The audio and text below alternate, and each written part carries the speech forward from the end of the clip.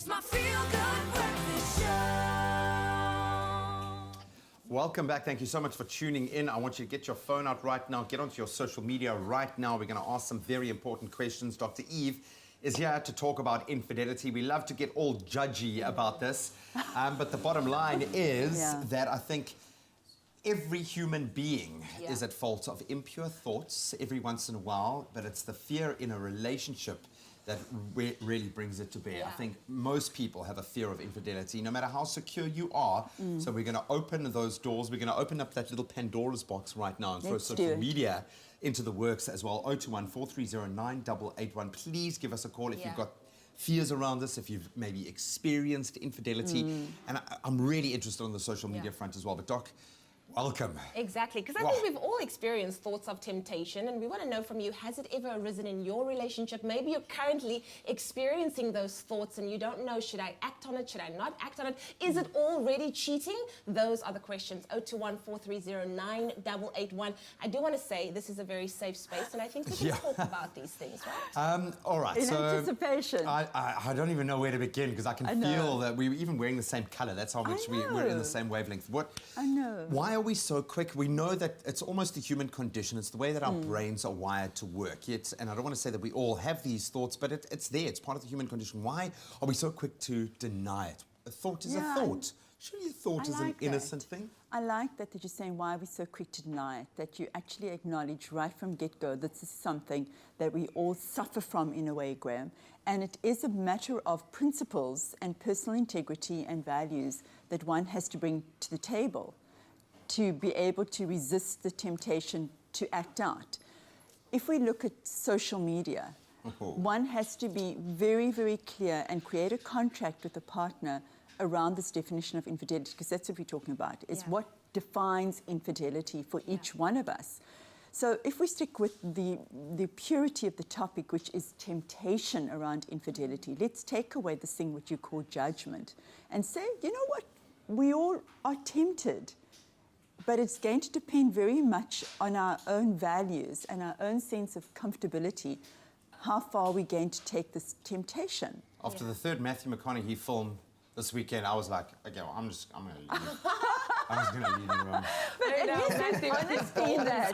There's honesty in that this is my crush, and that is great, because you are then sharing almost your temptation. You are letting your partner know, and this is one of the big things as well, that I think I want to lean towards today, is how to actually deal with this feeling of temptation that one has. We're acknowledging that we all have it, this desire to find other people attractive, and there are times in our relationships when we're just feeling gutful, and we're just feeling enough. Exactly. Are there levels to this thing? Because there's one thing looking at Matthew and saying, he's fine, and moving on with your life. Yes. Then fantasizing about Matthew, then thinking of actively cheating with Matthew. Yes. Are there levels to it, and is it just emotional unfaithfulness at the end of the day?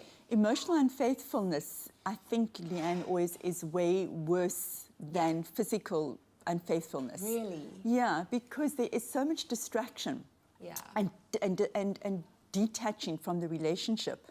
It's like you've already had your infidelity before you've actually had the sexual part of it. Now, people get really freaked out, and rightly so, when they are made aware that there has been physicality. But then we come back to the social media thing, It's like a sealing Graham. of the deal, Yeah, exactly. But the deal already has been created on social media by doing not only the beginning of the temptation, but by actually actively following Matthew online, starting to chat with Matthew online. Sending Matthew pictures. Matthew's up and living his best life, and here we like you. The pictures, right? The pictures. And then the actual meeting seems almost like, oh, well, okay, we've done so much online already that just like you get a written contract and you get a verbal contract, or you get a handshake, these things, they all kind of typify. But this is something that we'd love to hear from you. Please. We really want you guys to weigh in on the conversation. What are your thoughts on infidelity, especially when it comes to social media? Do you have an Insta crush out there? Instagram is a problem, though. Give us a call, 021-430-9881. It's my feel-good breakfast show. Wow, it's getting heated in here. 021-430-9881. If you want to call in, just like the caller we've got online at the... Hi, Nude. Nude, good morning. How are you? Very well, and how are you? Ah, beautiful, man. Weigh in on this conversation. What's your comment or your question, ma'am? Yes, I just want to say on social media, on Facebook, so obviously when I see a beautiful lady, I will always just use the word stunning. And I've discussed this with my wife. She don't have a problem with that. And even if she needs to comment and make a comment on a guy, I feel you must just do that. You must just be open. Why do you feel motivated, if you don't mind me asking, to comment on these other women's pages? What's the end game? Is it the male side of your brain going, wow, that's a beautiful girl? Are these people, do you just want them to be validated? Why do you feel the need to actually connect with these women, man, if I can ask that question? It's a great question. I like it. It is basically to validate. You know, when a lady dresses beautifully and she takes a photo and she posts it, I feel that we as guys or friends need to comment. Look, dude, and I do it as well. I mean, I've got tons of friends, fitness models, people in the industry where I'll just like it and I like it. And I like everyone's photos. And then I go back and I'm thinking, but now I've liked 50 women in lingerie's photos on Instagram. What will my partner think? Why has social media turned this on its head? Because you've made it like something that Thanks, could be Noor. so innocent, like, Yeah, you you're know, right. admiring an object of beauty. It could be Absolutely. a Picasso, it could be a painting. You'd be like, You're beautiful. right. No one Yeah. would think twice. The minute it's a woman and you say beautiful, it's like, he's cheating. And maybe as a Not partner, only cheating, do you... but today we also saying maybe harassing. Yeah, but like, but as a partner, do you then look at it and say that's inappropriate when simply the person was just saying, you do look beautiful, because guess what? You do look beautiful. And taking into account the person has posted a photo of themselves, you know. So I think it's really confusing because you rightly, Anne, the simplicity of it has disappeared. Yeah. And I do mean that it could be now perceived, because of the Me Too movement, it could be perceived as something as harassing, that this woman might feel that this is something wrong. I also know that we track our partners on social media, and if we see that they are specifically liking that particular person, or that person comes up all the time in their, in their likes or their Facebook, or sending email jokes, which I keep hearing about, then you're going to target that person. That this person is there all the time. Is that the crush? Is that somebody that I should be concerned about? Yeah. And are you as a person actually wanting not to validate? I think that's kind of been very kind, Graham. Yeah. I think it's connect. I'm going to say that there's a sense of connection, especially if you keep liking that one person. There's something in there that I mean, you're saying, if a connect supermodel and had to walk respond. into the room and give you the opportunity to talk to her and say, wow, you look beautiful, I mean, that would be quite a thing. Yeah. You would get a buzz out of that. So it's that same feeling of like, you get a buzz by connecting online. But we can't control what other people do. We can only control What we do. When Yes. do we start going, okay, alarm bells, this is now moving from the space of validation Yes, to connecting, something... to wanting yeah, connection, to something wanting deeper, connection, yeah. and then wanting conversation. Because then it becomes, when the person starts relationship. responding to you, a relationship of sort. It does definitely become that. So the first thing I want people to do is, when they find themselves in that very tempting space, whether it's in real life or whether it's online, is just stop, relax, and breathe before you take it further. And the definition of infidelity is, you always want to ask yourself, what would my partner say if he or she knew that this is what I was doing? Because infidelity is about secrecy and betrayal. Yeah. It's just How would I exclusively feel mine. if my partner was doing this? Exactly. Yeah. How would I feel, and how would my partner feel? Would my partner be okay with it? If you're saying to your partner, this is who I'm liking, the sharing part of it, just like our caller said, showing your partner, this is who I'm crushing on right now. If you're sharing it openly, that wouldn't be infidelity. Exactly. Let's talk about that, because Yes. when we come back, I want to talk about sharing those feelings of temptation Yes. with your partner. Yes. Should you not? Yes. And then how do you as the couple tackle those issues? Great. Phone. It's my feel good breakfast show.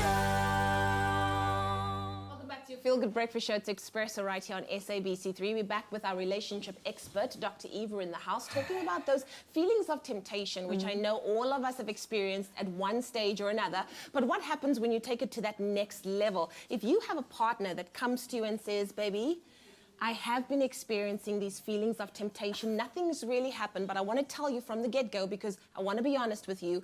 Is that something that you should be doing? Will your partner still hold you? Like, will they still go at you? Or is it the right thing to say, okay, cool, thank you so much. How do we go or work on it from Because here? I've been feeling this way about it. You know, I mean, is it Then possible let's to have have a some really I feel like open a lot of people- discussion about this? Yeah. You know, after infidelity's been disclosed, that's when couples get to the most raw and honest place that they can ever get to in their relationship. And it always makes me so sad Yeah. that people can't be that honest before the crisis. Yeah. To go through that level of pain, wrist-slitting, blood-letting pain, and then the honesty comes out, and then there is what we call trauma growth that happens. Yeah. There's so much potential for growth in that relationship, but you have to weed through the enormous pain and the distrust, which can take years. And simultaneously, I mean, that's what I do as a therapist, simultaneously you're letting them see there's so much potential for growth now that we're deeply honest with Yeah. each other. But in the beginning, I mean, that sounded such a wonderful conversation, Anna. So cool. Hey, babe, you know what? I'm thinking I like the way you prefix it with a you know, babe. Yeah. babe. We've run out of you know, milk, and I just wanted to. I just think one of the problems with stepping over that line from the temptation into the action of it, whether it's online or in real life, is that you are so impulsive that we can't even get through step one, which I say is breathe. Think about it first. You're not thinking. That's why you're doing it, because you go from a rational place of knowing this isn't okay to just like pushing that button where you don't really care anymore. You just trip that switch and you go for it. As a partner, should you be open to your partner coming and telling you this before it's even Absolutely. going? Because I think that's maybe the fear. Like, if I tell you, Grab are his you going to hyperventilator. Yeah, but already treat I me mean- like I've done something wrong, like I've already Yeah. crossed that In that line? principle, we'd love to, Yeah. but these are the Exactly. kinds of things that define our outlook on relationships moving forward. So as much as you don't want to judge, you're going to. Yeah. Just before we answer that and someone else hyperventilates, we've got a caller. Estelle is on the line. Estelle, very good morning. How are you doing? Hi, good morning, team. Very cold, thanks. And you guys? Also feeling the chills, yeah, inside and out. The hearts are feeling pretty chilly this morning. What's Yeah. your comment as with regards to infidelity? No, man, I want to ask Dr. Eve. I've been in a relationship for about 18 years. Okay, but it's a little bit more now. Wow. The first 4 years went very well. And after 4 years, he started beating me because I wasn't allowed to speak to any guy or in that regard. In the 18 years we were together, he had 8 relationships inside our relation and expected me to still stay with him. After 11 years that I've left him, I'm dead scared of getting back and inviting another guy into my life. How do I get over that insecurity? Because if someone asks me to go out for dinner or to go for a drive, Yeah. I will always make an excuse.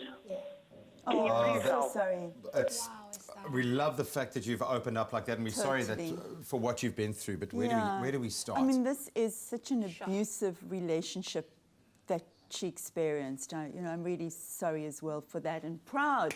You got out Well of it. done, You got Estelle, out of yeah. it. Yeah, totally. I would really want you to go for therapy. Go and see a therapist so that you can learn to feel safe with yourself again, and be able to manage to have connection and intimacy with somebody else. You have to go through the process of therapy, because that's really an abusive relationship. It's not just multiple infidelities or infidelity. I mean, this is really controlling, abusive, toxic relationship. Yeah. And she is now an abused woman recovering from this abuse and needing to learn how to be safe with intimacy. Yeah. Estelle, thank you so much. Thanks. If you're strong enough to Yeah. open and connect with us in this neutral space, I think you are ready to connect with someone on a I deeper agree. level. So, I good agree. luck. Thank you so much for opening up, because that's what it's about. It's Yeah. trauma. You've Totally spoken traumatic. about, but Yeah. it really is something that we carry with us. And so it defines sad. us. Yeah, but so sad that that should define, or that should manage to impact her future life. It's not fair. And that's when I feel the injustice of it, of any kind of Exactly. abuse. We've got one more segment with our doctor. We'll be right back. Try not to after this. hyperventilate in the interim. It's my feel-good breakfast show. One more segment with Dr. Eve. We've got Trudy from KZN on the line. Good morning, Trudy. What is your question or comment for Dr. Eve? Oh, good morning to you. Hi. I just wanted to say I got married at 17 and was very naive. Yeah. My husband was 10 years older. So when I had 3 children, I used to go to bingo. And when I went there was this gorgeous man, and he gave me a wink. I didn't know what to do with this. I felt butterflies. But then I went back and I said to my husband, I told him what had happened. And I said, I don't think I must go anymore. And he said, no, you don't let this stop your life. That's nonsense. He said, just smile and say hello and deal with it. He said, if it gets too much and you can't deal with it, then you stop. But what a lovely advice to give me. It was like I was talking to my father and he was giving me advice. Wow, that's quite incredible. There are so many positive elements to what Yeah. you're saying. Thank you, Trudy. That's a roadmap. But, Like immediately maturity Tell me. comes to mind. Yeah. Like maturity, like it's That like... the husband was mature. Yeah. That Trudy's husband. Yeah. I'm Trudy, are you still married to this man? No, unfortunately, he passed away after we'd been married 15 years.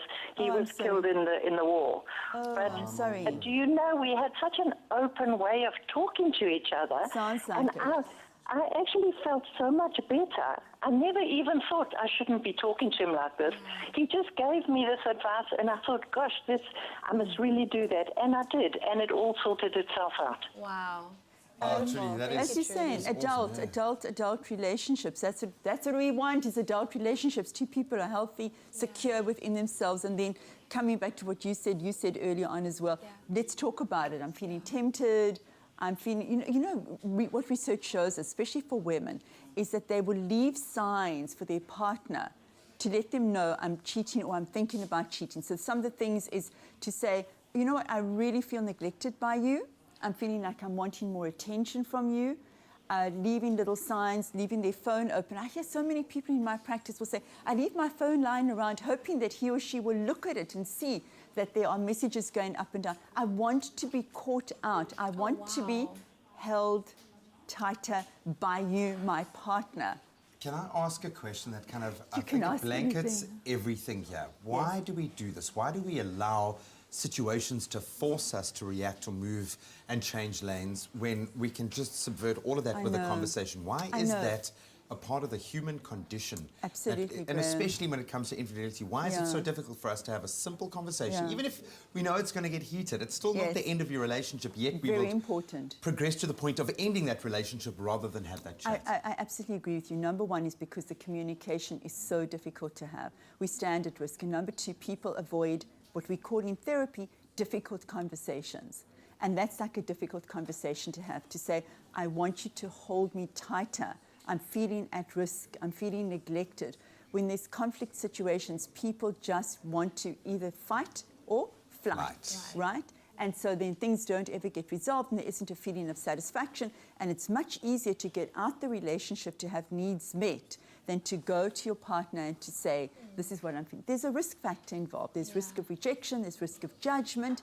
And so we just keep silence and we cheat, which then adds layers and layers and layers, which are really difficult to That get you won't through. recover from in most cases. That can redefine Well, I have, them. huge respect for people who do recover from infidelity and, as I said earlier, grow from that trauma. But there's always a scar on the heart. Sure.